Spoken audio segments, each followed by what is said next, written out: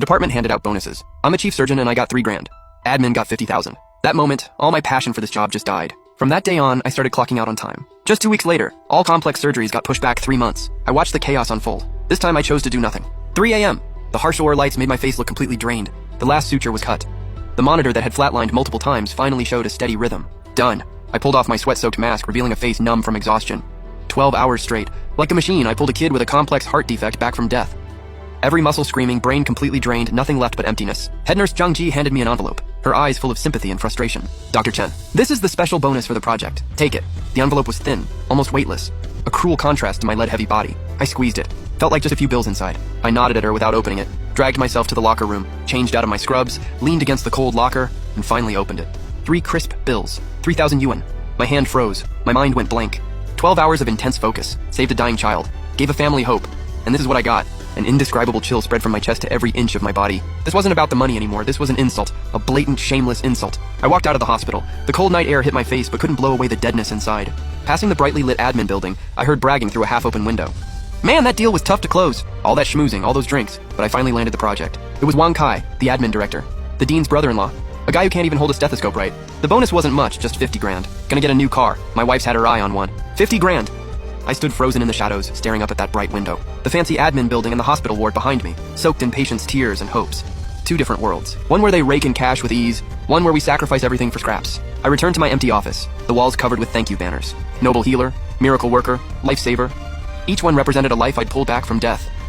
They used to be my pride, my reason to burn myself out for others. Now they looked like mocking faces, laughing at how naive I'd been. I opened my phone. The screen lit up my expressionless face. I found my 6 a.m. alarm. 1 tap, deleted, set a new one, 7:30 a.m. Done. Phone off. The world went silent.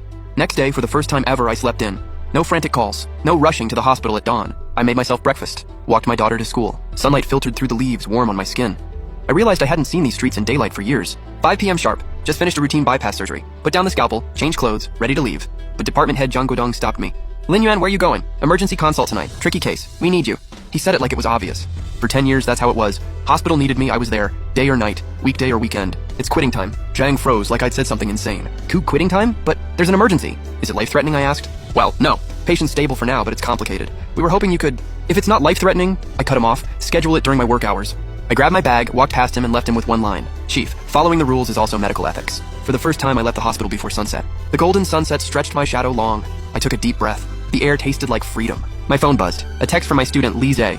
Professor, you okay? This passionate kid must have sensed something from all the commotion. I replied, I'm fine, then added, get some rest. Closed my phone. I smiled. Yeah, I'm fine. They're the ones who will have problems soon. My new routine was like a stone dropped in calm water.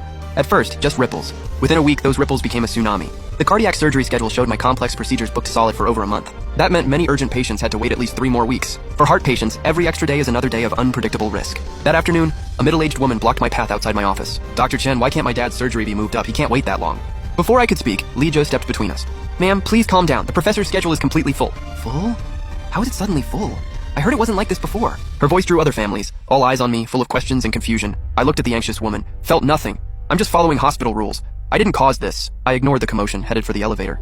Li Jie stayed behind, trying to calm them. Then Zhang Guodong called, his voice almost pleading. Lin Yuan, I'm begging you, please work overtime tonight. That patient's daughter nearly trashed my office. I was driving, evening breeze felt nice. Heading to the park to spend time with my daughter. She'd been begging to go to the slide.